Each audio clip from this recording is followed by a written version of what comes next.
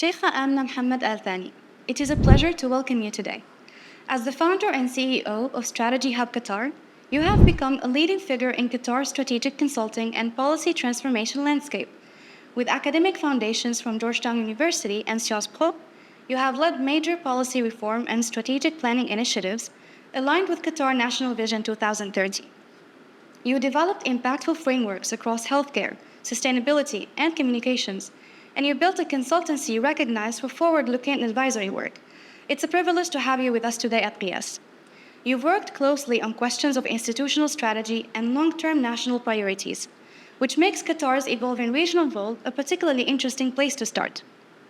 Now, Qatar juggles roles as a mediator, a knowledge hub, and sustainability leader. Do you see these as part of a unified soft power flywheel or as distinct tracks requiring separate strategies? I see these as deeply interconnected tracks that are part of a broader strategic direction because all of them operate with completely different mechanisms and a completely different architecture, but they all work towards a common goal, which is the long-term resilience of Qatar. But to answer that question, I think it's first very important to look at Qatar's geopolitical positioning. So we operate in a deeply geopolitically unstable region. And Qatar's economic model heavily relies on stability and prosperity in order to achieve its long-term strategic goals. For example, Qatar is a leading exporter in energy, and in order to be able to satisfy its long-term commitments to energy security, we rely on a deeply stable region. And so I would say this is why Qatar has adopted this model or its soft power approach. This is also reflected in our foreign policy, where we have a careful balance between national interests and principles, where we operate towards ensuring that prosperity, or let's say a rising tide lifts all boats, right? So prosperity in the region means prosperity for Qatar. And so this is why our soft power approach has all worked towards this goal. I would say also, if you look at them, they are definitely separate tracks in the sense that our humanitarian efforts or our education hub or our investments in technology, they all require different playbooks, but at the end of the day, they all work towards that common goal of long-term strategic resilience for Qatar. As Gulf countries invest heavily in future-oriented sectors, how can they avoid creating economies that are technologically advanced but socially unequal or lacking security? So the Gulf has invested quite heavily in technological advances that support its future-oriented sectors. And we're very fortunate in Qatar and in the Gulf in general that we already have the foundational capabilities that are required, like the strong digital infrastructure, strong human capital, or a very highly educated young population. We also have investment pools or capital pools from either sovereign wealth funds or state capital or even private sector capital.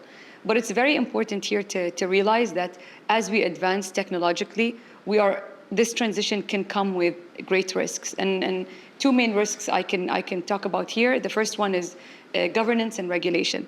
And I think this is a discussion that's talked about globally. It's not necessarily something that's specific to the Gulf or to Qatar, which is how do we regulate technologies that are moving faster and smarter and technologies adapting quite quickly? And how do we ensure that this technology is impactful, it's inclusive, but it's also innovative at the same time? And here I think the role of governance and regulation plays a very, very critical role in regulating these types of technologies. Because when we look at technology, we look at wanting that technology to have its space to innovate and to go faster. But at the same time, we want to ensure that we're not exposing ourselves to security vulnerabilities, for example, or data governance issues, or even ethical concerns that affect your society. And so here the discussion goes between, do we want to deregulate or do we want to regulate? And if we regulate too much, then we stifle innovation and we ensure that technology does not go fast enough as technology does in the rest of the world. And if we deregulate, then we expose ourselves to these vulnerabilities that I mentioned. And I think the careful balance here is to ensure that we have smart regulation. And with smart regulation, we want to ensure that we're neither stifling innovation nor exposing ourselves to these security concerns. We have international agencies, or there are some international initiatives that work on governance and regulation. For example, the World Economic Forum has the AI Global Alliance, which brings together a pool of expertise that can kind of consult or advise on how to create the right regulations.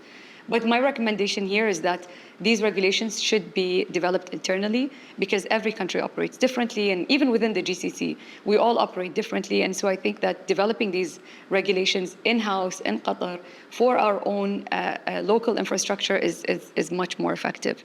The second risk I can talk about here is the digital divide, which again is a global risk, which is I think through the IMF, they have the AI Preparedness Index, which has already revealed that there are stark differences between economies around the world when it comes to their technological preparedness. Qatar, I think, is a leader in AI preparedness, because we do have the strong digital infrastructure and the strong human capabilities to kind of build towards. But there are also the risks that some entities or some parts of your society, because of lack of income or lack of education, will not be able to get the access that highly digitally skilled people do get. And so this, in this regard, you'll find that opportunities favor the ones that are more highly skilled, and you would create societal divides. I don't think that's necessarily an issue in Qatar, but I do recognize that Qatar has the capabilities to kind of fill this divide if it ever occurs. Of course, having ambitious national visions is one thing, but translating them into effective policy outcomes is another. And one of the biggest challenges in policymaking is often not the design itself, but the implementation. So, from your experience advising institutions, where do strategies most commonly fail, in your opinion? I think strategies most commonly fail not in the strategy phase, but rather in the implementation phase. And in most instances, from what I've seen, is that there is a clear disconnect between strategy and the national priorities on the ground, especially when you work with the public sector. So you find that there are a lot of imported frameworks when we work on these strategies, but they're not necessarily designed to kind of align with the local priorities or national priorities, or even your local capabilities. And in that sense, when you try to implement these strategies, they fail. I think another component to this is that there's a lack of coordination when it comes to national stakeholders, especially when you work with the public sector. There's massive momentum happening in Qatar when it comes to these initiatives. Every entity around the country is working on massive initiatives. And if you don't have that exposure or that oversight over these national stakeholders, you quite easily miss aligning with them and ensuring that there's no overlap with the work that they're doing, or even collaborating with them in order to ensure that we're both working on the same project. Let's collaborate for scale and for impact. So there's a lack of collaboration there. A lot of this depends on having the right relationships, building the relationships with these stakeholders, understanding the work that they're doing. And I think we're fortunate enough at Strategy Hub that we work with the public and the private sector. And so we do have the exposure on the public and private sector, and we're able to become like a bridge builder between these two entities when we work. Maybe another constraint that I can talk about is structural barriers.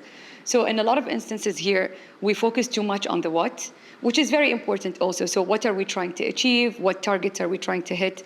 What policies are we going to implement when it comes to policy implementation? But we don't focus too much on the how. So how are we going to achieve them?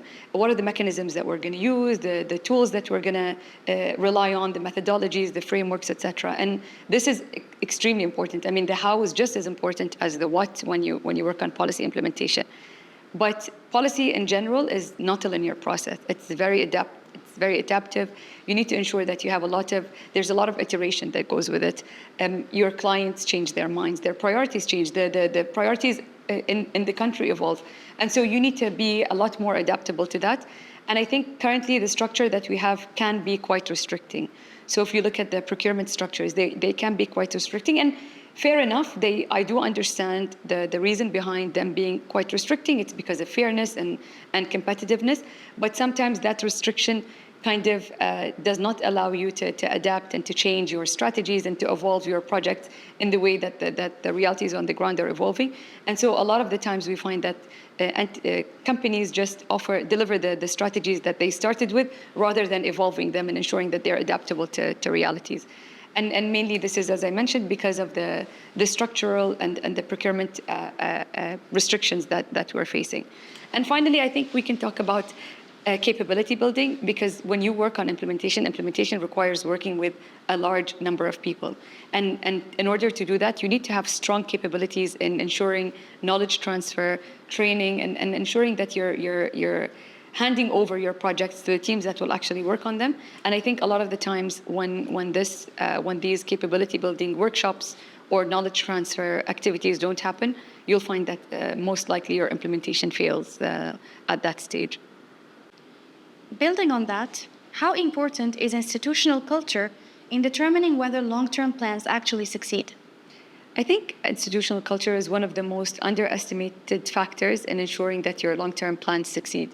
You can have the most elaborate visions or ambitious visions, but if you don't have the right institutional capabilities, ownership, accountability, then most likely your implementation will fail as well. I think that also culture doesn't emerge accidentally, right? It's something that leaders have to invest time and be intentional about creating the right environment where the people that work will feel like they are empowered and they're able to share their ideas and they're able to challenge your assumptions and to be able to contribute fully in these decision-making factors. And so I think it's definitely something that starts from leadership, but I also don't think that it's the responsibility of leaders to create these visions themselves and ensure a top-down approach that I will create this vision and everybody will have to implement. I think rather creating the right environment where everybody feels empowered to share and to co-develop these solutions together. I also think that there is an important factor of creating a shared purpose or even clarifying the shared purpose that everybody is working towards. And this goes beyond the vision and mission of the organization and more towards how are we all creating impact towards one larger vision or one larger purpose. I think we're very fortunate in the Gulf that we have very ambitious visions, and these themselves can become mobilizing factors for people to understand that we're working towards a bigger goal, we're working towards a bigger vision, and that really motivates people to work towards it. I think we all tend to get busy with our mundane or our day-to-day tasks without kind of understanding the impact that every person in that institution is creating. And I think once that becomes clear, people are much more invigorated and motivated to kind of contribute and support, which at the end of the day supports your long-term plans. Governments today face constant pressure to deliver immediate results, especially in a volatile region. So how can policymakers balance short-term urgency with the need for long-term, adaptive, and resilient strategies? I think one of the biggest misconceptions is that our short-term response is separate from our long-term strategic planning. I actually believe that they are deeply interconnected and actually reinforce one another. Qatar's response to the current crisis, for example, is a strong example that our short-term response is part of a long-term preparedness and our long-term planning. So our response to this crisis, from absorbing the shocks to resuming our day-to-day activities, from our strong institutional coordination and collaboration among stakeholders, shows that this is part of a long-term plan. Our economic diversification plans also play a big role here because our investments in our physical infrastructure, digital infrastructure, defense capabilities, food security, institutional capabilities, and even local capabilities shows that all of these investments or our long-term planning did become influential in our short-term response. I also think that crises or short-term responses are catalysts for learning, right? So they allow us to kind of understand what our vulnerabilities are and be able to kind of work on these and ensure that for the next or for the upcoming crisis that we don't face these vulnerabilities again. And so I think that they constantly reinforce one another and should not be looked at as separate. Strategy today cannot be separated from the broader regional realities shaping decision-making across the Middle East. And many countries in the region are simultaneously navigating economic diversification, geopolitical uncertainty, and demographic change. Which of these do you think is the most underestimated by policymakers today? I think all three of them are extremely important, but if I had to choose one that's underestimated, I'd have to say it's economic diversification. I think economic diversification, the decision for us to diversify our economy already put us in a long-term path of economic development that's going to be sustainable for generations to come. And I think that's an incredibly important path to be on for us. Through economic diversification, the country has invested heavily in human capital, in infrastructure and in future-oriented sectors. It has also allowed for the growth of organically grown sectors beyond hydrocarbons. I think that as a result, even though it's too early to kind of identify these results, we already have seen year-on-year growth in our non-hydrocarbon sectors vis-a-vis our hydrocarbon sector. So I think this is an incredibly important decision that has been made on the government level. I think one of the most important aspects of economic diversification also is empowering the private sector.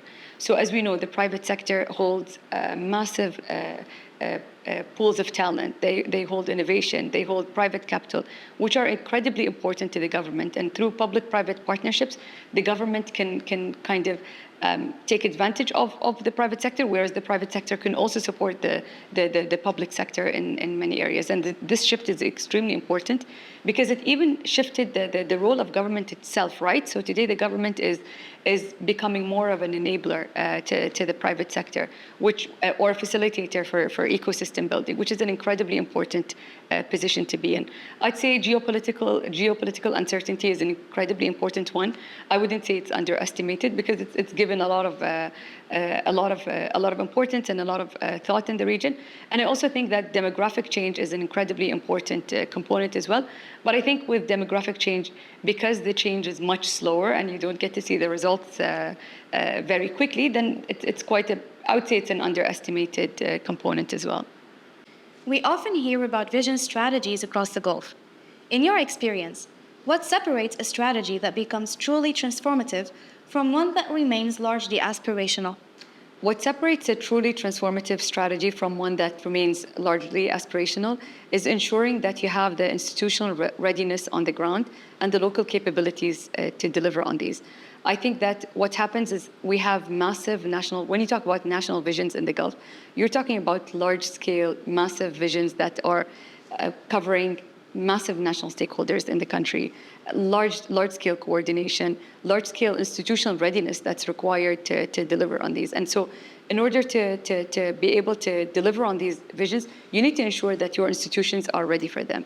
I think one of the most important factors here is because we have such ambitious targets, is to ensure that we have the right assessments that shows us that we understand where are we today and where do we want to be in, let's say, 2030 or 2050 or 2060. What are the capabilities that are required to get us there? What are the skills?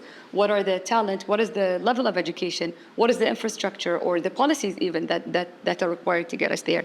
And so once you develop this assessment, you kind of understand your roadmap and deliver on this roadmap with clear targets and clear achievements.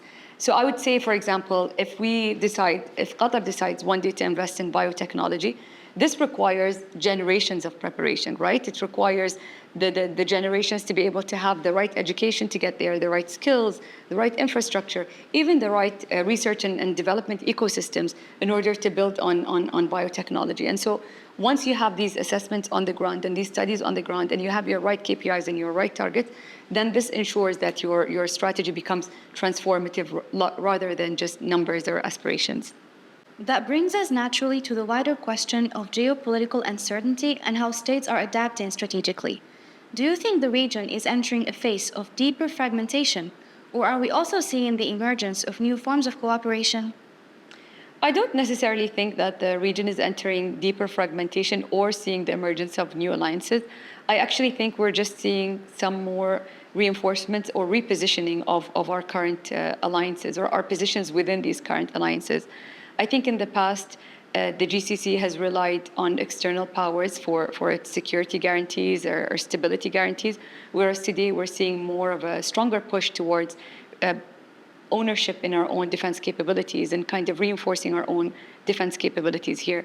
I'd say, as Dr. Majid Al-Ansari put it, the spokesperson to the Ministry of Foreign Affairs, we're reclaiming agency over our own defensive posture. So I think we're looking internally and kind of strengthening our own defense capabilities. And in many ways, I would say that this has been the historically, and even today, this has been how the GCC has operated. I think the media has a tendency to kind of surface a lot of disagreements or when the GCC doesn't necessarily see eye to eye on everything. But in general, there's a very strong cooperation when it comes to hard security issues, when it comes to military coordination, protecting our airspaces, sharing military intelligence, defending our countries. There has always been strong cooperation and coordination within the GCC. I think that's unquestionable. I also think that what we're seeing today is some reinforcements in current alliances that we have. I think Europe has stepped up recently to kind of show its support to the GCC and strengthen kind of these alliances. I think the diversification of your defense alliances are becoming stronger today, where you're not relying on single powers to kind of export your defense to single powers, more likely diversifying towards our alliances. So it's not necessarily a question of are we seeing a fragmentation or are we seeing the emergence of new alliances. I think it's more of the strengthening of current alliances and kind of a repositioning of your positions within these alliances. We often discuss resilience at the economic level, but what does strategic resilience mean for states in the current Middle Eastern context? I think economic resilience is a bit more of a narrow component of strategic resilience. Strategic resilience is more about a country's ability to absorb shocks and absorb uncertainty and be able to kind of operate towards its long-term planning.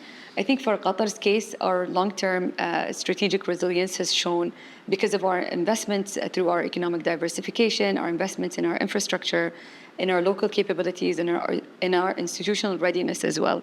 I think this actually does serve as an advantage for Qatar or for the GCC as a whole, because it has shown that for even for investors and for foreign direct investment in the country, it has shown how resilient our economies are. Even in the midst of military tensions or geopolitical instability, countries have shown massive resilience and have shown that they're able to not only defend themselves, but even ensure that their economies are continuing on a strong path of development. As the region faces increasing geopolitical and economic uncertainty, what role should the private sector play in strengthening long-term economic resilience? Here, there's an incredible opportunity to have the private sector become a partner in resilience, rather than just becoming the recipient of government support and stimulus packages. I think that there's an incredible opportunity to have the private sector become a resilient partner for governments during times of crisis and in general. I think there are some enabling factors that are necessary in order for this to become a reality. The first one is public-private coordination mechanisms. And here, it's to ensure that we have structured mechanisms with the private sector throughout the year, not only when crises emerge, but rather throughout the year, in order to share intelligence and to have a more structured mechanism to engage with the private sector. So we have to understand that the private sector has operational intelligence when it comes to supply chain bottlenecks, for example, pricing pressures, logistical issues. And this type of real-time intelligence can support the government very well when it comes to making informed decisions. But I think that this should go beyond just engaging with the private sector when a crisis emerges, but rather having more structured mechanisms to engage together. I think the other one is the strategic self-sufficiency or resilient localization, as we can call it. And here, we're not talking about self-sufficiency in a protectionist perspective or an isolationist perspective. Here, we're talking about investing in our local capabilities in strategic sectors. So ensuring that if, God forbid, a crisis occurs, we are able to rely completely on, or we're self-sufficient completely when it comes to our critical sectors. Here, we need to ensure that we invest heavily in local capabilities and in our local institutions. We've seen massive examples from past crises when it comes to food security, for example, investing in local capabilities and the results that come out of it. And I think there's an opportunity here to continuously to do that. I think the final one is building your domestic productive capacity. And here we're talking about ensuring that the institutions in the country are strong enough and are able to contribute. And we're constantly investing in them in order to strengthen them and allow them to kind of support when needed and support when crisis happens. Because again, with every other crisis, every time a crisis occurs, we are again realizing the importance of ensuring that our local capabilities are strong, our local institutions are strong, and that we're able to rely on ourselves when needed. At a time when the world appears increasingly fragmented geopolitically, how important is the role of globally engaged middle powers in preserving dialogue, cooperation, and strategic connectivity across regions? I think it's important to recognize that the role of globally engaged middle powers today reflects kind of a broader shift in our international system itself, right? So the middle powers, their role kind of emerged out of the fact that the international institutions that have been built after the Second World War that were meant to solve challenges and that were meant to address inequalities that were happening around the world are no longer operating. They're no longer fit for service. And so here's where the role of middle powers comes in as bridge builders that ensure that we still need diplomatic mediation. We still need the peaceful resolution to conflicts. We still need to be able to address these challenges in a multilateral perspective rather than a unilateral one. And I think that we're in a very interesting place right now because as fragmented as the global powers are, we are extremely interconnected. When you look at our trade flows, when you look at our technological advances, we're incredibly interconnected today. And a conflict that happens miles away from where we are knocks on our door within hours, as we have seen right now. And so this interconnectedness needs to have middle powers or even great powers that ensure that diplomacy and peaceful mediation to conflicts are actually taking place. And I think this is where the role of the middle powers has emerged. We've seen in the current crisis the roles of countries like Pakistan that have stepped out of its comfort zone to kind of be able to mitigate between a great power and in a regional conflict. And I think that this kind of symbolizes where the middle powers are going. I think Qatar has had a long history and legacy when it comes to middle powers being engaged through our conflict mediation, through our diplomatic efforts, our humanitarian efforts. So I think that it's very important to know that these are not ad hoc roles. They actually do reflect a broader shift in our international system that are taking place recently. And it's also important to recognize that middle powers are not doing this for altruistic purposes, right? They're doing it for their own national interest because to ensure that they are able to continue on their path to economic development, they need to ensure regional stability and international stability. And so if the middle powers, if the great powers have not stepped into that role, someone will, and it seems today that the middle powers are the ones that are globally engaged. Yeah, you've spent years thinking about strategy in rapidly changing environments, so I'd like to close with a broader reflection. When you think about the Middle East 10 years from now, what gives you the most optimism and what concerns you the most? I think, first of all, I'm a naturally optimistic person, but I'm also a cautiously optimistic person. I think that the Gulf, despite the geopolitical instability and despite the crises that we've had over the past couple of decades, we've shown massive resilience. And we've shown also that we're a bright spot in quite a dark region, I would say. Whether it's our demographics, whether it's our investment, our future in future technologies, whether it's our economic diversification plans, we've shown that this region, despite the instability that happens around it, is very strong, very resilient, and it's very much human-centered and people-centered. All the decisions that have been made in the Gulf have been made with the human in mind. And I think that when we look at regions around the world, this becomes a bright spot because when we talk about a holistic ecosystem, this is a holistic ecosystem where all decisions are made with the human in mind. All decisions are made that are driven by values and driven by very wise leadership and very wise decisions. So I'm extremely optimistic about this region. And I think that despite these challenges that we're going through, we continue to emerge as a bright spot in a dark world. Thank you, Sheikha Amna. It was a pleasure having you here. Thank you. And we hope to see you again at QIASS. Thank you. The pleasure is mine.